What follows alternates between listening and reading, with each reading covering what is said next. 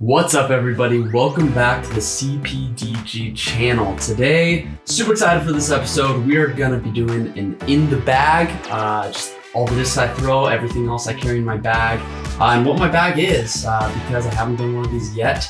So super excited for this, just to go through everything I'm using, show you some shots of me throwing these discs, and just why I have them in my bag to fill it out so I'm ready for competitions. So I'm gonna try and go through this pretty methodically just so it makes sense. I'm just gonna go from lowest speed up to highest, which means I'm starting with my putters.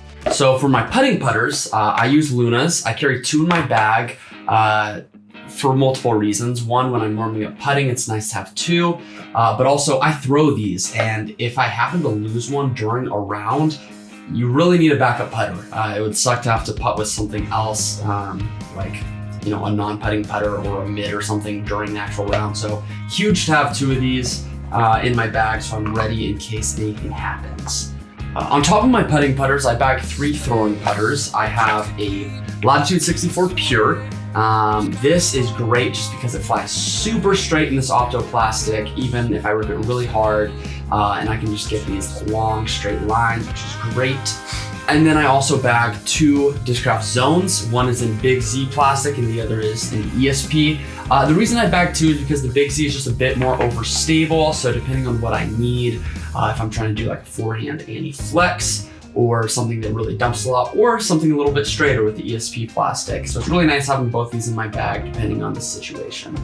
And next up is mids. I love mids. I throw these a lot, and I feel like these are ones I have a lot of control over. I can really get my lines right where I want them, and they don't have a ton of finish, so it's nice. So they'll just stop exactly where I put them.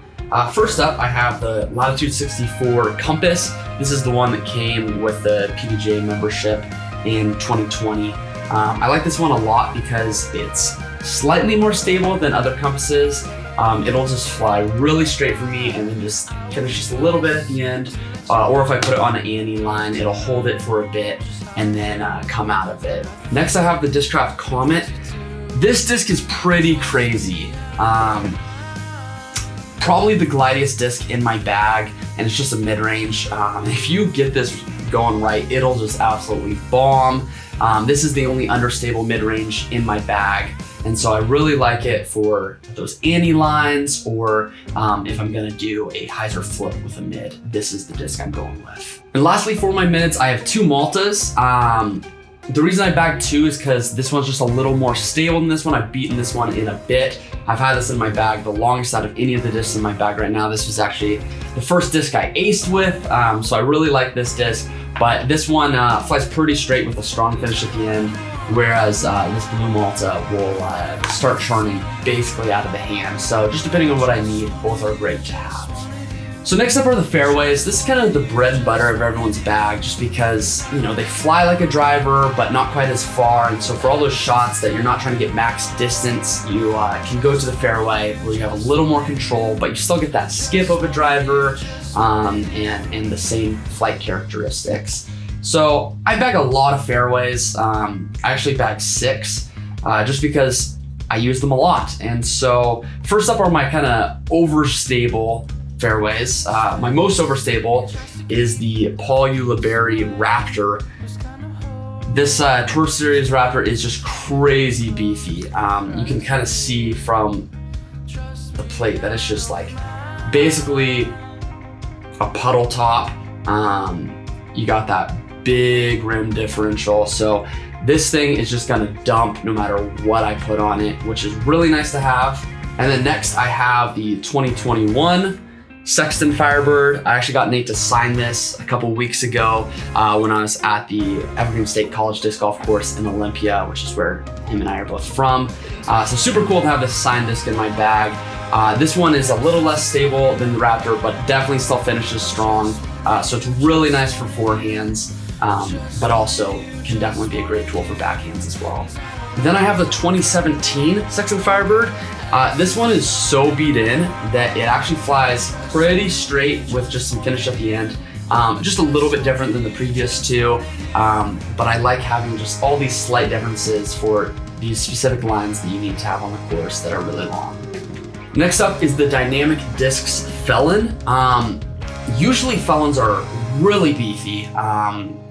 The flight numbers are actually 9.3, 0.5 churn, and 4 fade. So it should be insanely beefy. This one's not. I actually get some churn out of this one and then it finishes. So, it's basically just a Firebird with some churn, which is, nice to have.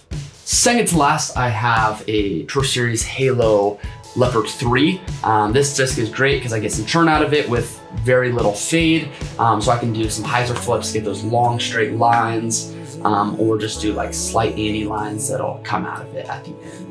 And then lastly, for my fairway drivers, I have the Anthony Barella T-Bird 3. I got this super recently, but I love it already. Super straight with just a little bit of fade at the end. It'll hold anti-lines and then kind of come back at the end. One of the best characteristics about the T-Bird 3 is that it's an 8 speed, but only 4 glide.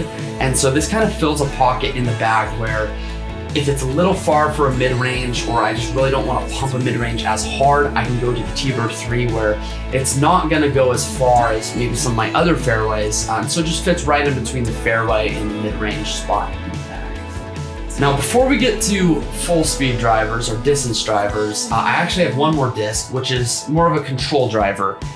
And that is the Discraft's Onyx. This disc is a 10 speed, so it kind of fits right in between fairways and distance drivers. This disc is great for those spots where it's like, oh, it's pretty far, but not a full rip with a distance driver. I can go to this guy. It'll get me pretty consistent in that 390 range. It's got a little bit of churn, but still a strong finish. So great disc to have in the bag. And lastly, we have our distance drivers. Everyone loves the distance driver, and we probably all bag way too many. I bag 8. Yeah, so that's kind of a lot. Probably more than I need, but you gotta love distance drivers. They're probably the most fun to throw and to buy. So I've got a lot. First up is the Discmania Mentor. I love this disc because it is just crazy understable. I can do these huge hyzer flips that just churn right almost the entire way, but then just come out of it right at the end. So really useful disc to have in the bag. Next in my bag, still following the speed increase rule, is I have 3 different wraiths and different plastics. I have a super light Blizzard Wraith, 150 gram. I have a Pro D Wraith, and then I have a Star Wraith. And it's nice having these 3 discs in the same mold with different plastics because they do slightly different things, but the mold well. My Star Wraith is great because it just gives me a little bit of churn and a light finish, so it's a pretty straight flying disc. The light Blizzard Wraith is great for tailwinds that'll just glide forever, or standstill shots where you still need to get some distance because it's so light, you don't need to put as much power into it. And then lastly, Pro D Wraith is great just because it has some extra churn if I need to do those big hyzer shots. Next up is the Halo Churn. This disc is great because you get a lot of churn out of it, but it still comes back at the end. I actually really like this disc for forehands. Usually I try and stay away from understable discs because there's a lot of torque with forehands, but this disc is great because it just glides forever, and you can get those big anti-lines, but it'll still come back at the end because of that finish. Next up, I have 2 very different destroyers, a Pro D Destroyer, which is going to be the most understable plastic, and a Halo Calvin Heimberg Tour Series Destroyer, which is going to be the most overstable. Great for very different things. This is probably the furthest flying disc in my bag. Super domey, a little bit light at 167. So I can just get big flexes out of it and just get it way down there for bombs. But the Heimberg Destroyer is great for big hook shots when I want to just get it out there and just have it just come back hard, or even put it on hyzer so it just takes these big sweeping lines across. So great for very different reasons. Last up in my bag is kind of a crazy disc. It's the Titanium Nuke OS. Basically, I describe this as just one step below the tilt. Crazy overstable. I almost never throw it off with the tee. This disc is basically just in my bag for getaway shots when I'm stuck in the woods and there's just one weird line way up high and I can just do this huge forehand flex where it's just basically vertical, but then it sweeps out of it. Or different shots like that where I just need something that's so stable to get out of any line. So it's a good disc to have, but pretty rarely use it, and prefer if I don't, because that means I'm in a bad situation. All right, now that we've gone through all of the discs in my bag, I want to go through the other things that are in my bag that I just have to use to help me on the course, or just are fun things to have for disc golf. So first up is my Bushnell rangefinder. This is the Edge, the newest one specifically for disc golf. Super fun. I love just being able to click a button and knowing the distance, especially when I'm doing field work, having U-disc out and trying to have the GPS, seeing if it's kind of accurate is, not as efficient and not as accurate. And so having this is great. I also love it because it tells you the elevation change, which can be really helpful for making your disc selections off the tee. Next up is my dry sack. This is really nice in the warm weather when your hands are getting sweaty. And sometimes I'll actually even use it in Washington during the rainy seasons just to dry off my hands a little bit. Not quite as effective, but definitely better than nothing. So it's really nice having this in my bag for when I need it. Next up is something that everyone should have, everyone probably does have, but people don't really talk about, and it's a towel. But specifically a dry towel. If you can keep your towel dry, especially in the Pacific Northwest where it just rains a ton during the fall and kind of all year, it's so nice to have a towel, because having that disc dry is so important to be able to have that release point to be able to be most effective off the tee.